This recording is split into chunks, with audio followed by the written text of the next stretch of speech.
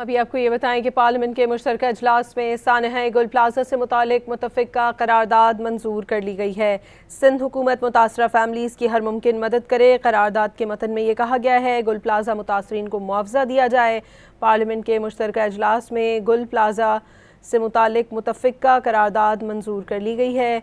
Parliament के मुश्तरका इजलास में इस करारदाद में MKM के पार्लिमानी लीडर डॉक्टर फ़ारूक सत्तार ने करारदाद पेश की। पार्लियामेंट गुल प्लाजा हादसे पर तशवीश का इजहार करती है। करारदाद के मतन में ये कहा गया है पार्लियामेंट मुतासरा ख़ानदानों के साथ ताज़ियत का इजहार करती है। सूबाई हुकूमत मुतासरा फैमिलीज़ की हर मुमकिन मदद करे। ऐवान गुल प्लाजा आतिशज़दगी के मुतासरीन से इजहार यकजहती करता है।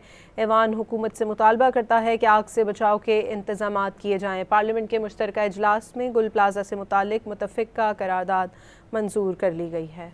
सूबाई हुकूमत मुतासरा फैमिलीज़ की हर मुमकिन मदद करे।